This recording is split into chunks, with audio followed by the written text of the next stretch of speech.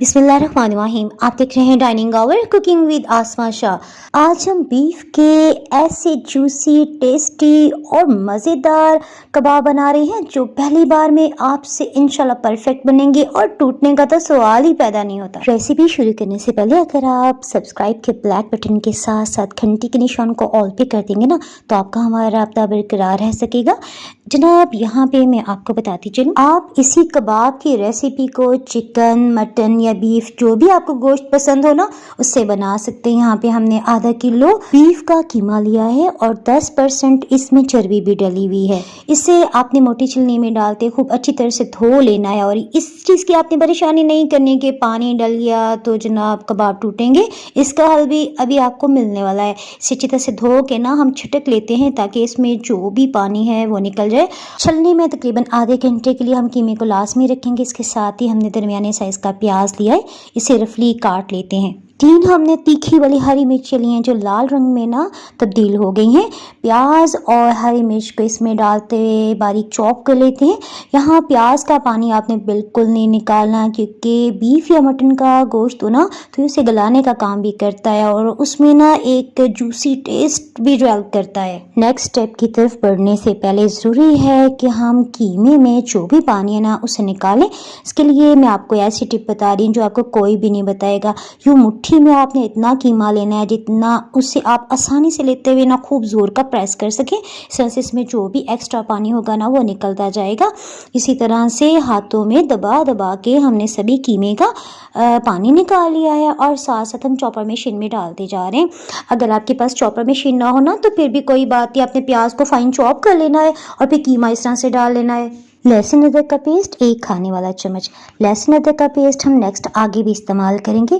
फिलहाल हम इसे खूब अच्छी तरह से ना मशीन को हाई स्पीड पे चला लेते हैं। अगर आपके पास चॉपर मशीन नहीं है तो कीमा बनाने वाले जो मीट शॉप है ना, वहाँ से आपने इनको करना है 2 से 3 बार बारीक छलनी लगा के आपको कीमा निकाल दें और बाकी आपने स्टेप्स को इसी तरह फॉलो कर लेना है। ये देखिए कीमे का रेशा बिल्कुल टूट गया है और जब हम इस तरह से कबाब बनाएंगे ना तो बहुत जल्दी वो गल जाएंगे। नेक्स्ट हमने इसमें 3 से 4 खाने वाले चम्मच लाल चिक्की वाला आटा लिया। वही आटा जिससे हम रूटीन में रोटी बनाते हैं ना, वही आटा आपने ले लेना है। कबाब को मज़ेदार जायका देने के लिए हाफ क्रश्ड खुश्क धनिया की हमें ज़रूरत है। हाथ से इसे मसलना ज़रा मुश्किल लगता है तो मेरे पास ख़त्म हुआ हुआ था, मैं आपको बताती हूँ। बस हमने चंद सेकेंड्स के लिए इसे ऑन करना है ग्राइंडिंग मशीन को, फिर ऑफ कर देना है, फिर ऑन करना है और फिर ये देखिए कितना अच्छा हाफ क्रश्ड हो गया ना। इसे हम किसी भी टाइट कंटेनर में डाल के रख लेंगे। ये हम 1 खाने वाला चम्मच भर के इसमें शामिल कर रहे हैं। अगर यहाँ आप पहले से पिसा हुआ खुश्क धनिया डालेंगे ना तो यकीन करें वो जायका नहीं आ पाएगा। मज़ीद मसालों में नमक 1 चाय की चम्मच हम इसमें डाल रहे हैं, बिल्कुल मुनासिब है ये। और लाल मिर्च 1 चाय की चम्मच है और आध कटी लाल मिर्च चिली फ्लेक्स जो है ये आधी चाय की चम्मच है।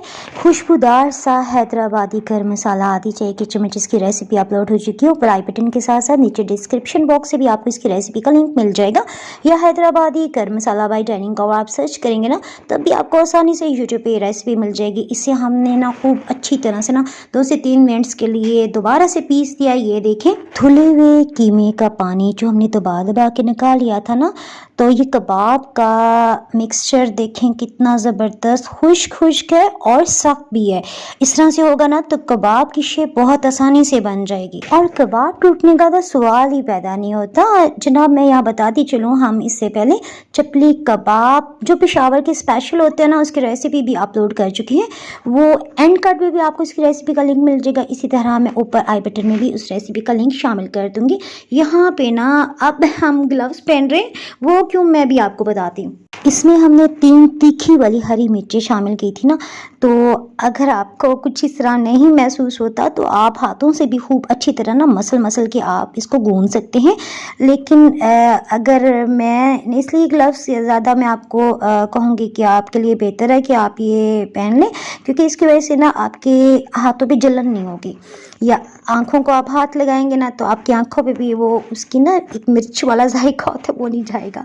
ये देखिए जनाब, इससे हमने आटे की तरह मसल के 2 से 3 मिनट के लिए गूंद लिया है, ताकि सभी स्पाइसेस जो चॉपर मशीन में भी मिक्स होने के बावजूद नहीं हो पाए तो वो भी अच्छी तरह बाइंड पोजीशन में आ जाए और इससे ना कबाब मज़ीद अच्छे बनेंगे, इसका रेशा मज़ीद टूट फूट जाएगा। यहाँ पे आपने पानी का इस्तेमाल बिल्कुल नहीं करना। हल्का सा हमने ऑयल हाथों पे लगा लिया है और अब हम सबसे पहले आप जिस साइज़ का भी ना, जिस शेप और जिस साइज़ का आप बनाना चाहते हैं उतनी मिकदार में ले लें। यहाँ हम ना चपली कबाब तो आपको याद है ना, हमने पूरे हाथ जितने साइज़ के बनाए थे, तो ये कबाब जो है ना ये हम थोड़े से छोटे साइज़ के बना रहे हैं। और कबाब की शेप बनाते हुए अगर आपको महसूस हो ना कि इसके किनारे थोड़े थोड़े से टूट रहे हैं, तो हाथों से आप हल्का हल्का सा इसे अंदर की तरफ प्रेस कर देंगे तो ये बिल्कुल सही शेप में आ जाएंगे। अब आपने हो सके जितना ज़्यादा आपने ना इसे उंगलियों से फैला लेना है, जितनी पतली शेप का करेंगे ना उतना अच्छा, क्योंकि बीफ, मटन या फिर चिकन के जो भी कबाब हो ना, जब हम फ्राई करते हैं ना या इन्हें शैलो फ्राई भी करें तो उसमें ना ये थोड़े से ना मज़ीद मोटाई में आ जाते हैं। तो पतले कबाब इसलिए भी बेहतर हैं कि अगर वो फ्राई भी होंगे तो वो ज़्यादा मोटाई में नहीं हो पाएंगे। कबाब तलने के लिए मैं आपको बताती चलूँ, आपने कभी भी इन्हें डीप फ्राई नहीं करना। आपके पास तवा हो, उस पर आप आधा कप कुकिंग ऑयल डाल दें या घी डाल दें। हीट को हम 2 मिनट के लिए मीडियम लो ऑन करे हैं ताकि ऑयल का थोड़ा सा टेम्परेचर हो जाए ना सेट। उसके बाद हीट को आपने बिल्कुल लो कर देना है। गोल या गहरे पैंदे वाली कढ़ाई में आपने इसको बिल्कुल भी डीप फ्राई नहीं करना, क्योंकि कबाब को पकाते हुए ना हल्का हल्का सा ऊपर से प्रेस किया जाता है ताकि ये डी शेप ना हो और इनकी शेप भी बरकरार रहे और ज़्यादा मोटाई में ना आ पाए।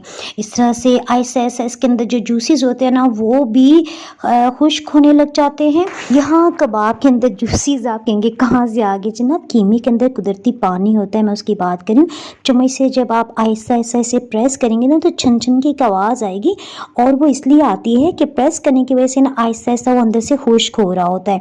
और ये टोटली अच्छी तरह से, ये देखिए हल्के हल्के हाथ से ये चम्मच से प्रेस करना है। मैंने आपको करके भी दिखा दिया ताकि आपको समझ आए कि मैं क्या कह पा रही हूँ। यहाँ हीट भी मैंने आपको बता दी कि बिल्कुल लो है। जब ऐसा ये अपने ही जूसेस में पकेंगे ना तो कबाब का ऐसा सुपर डुपर जायका होगा कि आपके ना दिल से निकलेगा सुभान अल्लाह। कबाब को उल्टाते पलटाते हुए खूबसूरत सुनहरी रंगत आने तक आपने ना इन्हें इस तरह से पका लेना है। कहीं भी सफ़ेद हिस्सा नज़र आए तो उसे उल्टा के ना हल्के हल्के चम्मच से आपने ऊपर से प्रेस करना है।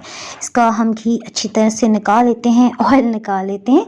ये देखें कितनी खूबसूरत रंगत है, लुक वाइज कितने खूबसूरत लग रहे हैं। वही जो हमने हाफ क्रश किया था ना, इसमें धनिया डाला था, उसकी खूबसूरती अब नुमायाँ हो पा रही है। अच्छे कबाब देखने में जितने खूबसूरत लग रहे हैं, खाने में उससे भी ज़्यादा टेस्टी हैं। और ये देखें तोड़ते हुए आपको अंदाज़ा हुआ होगा ये कबाब कितने नरम है। अल्हम्दुलिल्लाह। यहाँ जनाब मैं आपको सीख कबाब दिखाऊं, ये हमने बगैर ओवन के, बगैर सीखों के बनाए हैं ना, मीन्स वो हमने आग वगैरह नहीं जलाई, इसके लिए कोयले नहीं दहकाए। और देखिए कितने नरम है, बहुत ही ज़बरदस्त इसका टेस्ट है अल्हम्दुलिल्लाह। यहाँ तक रेसिपी वॉच करने पे मैं आपका बहुत शुक्रिया अदा करना चाहूँगी। दुआओं में याद रखिए, फिर मिलेंगे इस मज़ेदार रेसिपी व्लॉग के साथ। अल्लाह हाफिज़।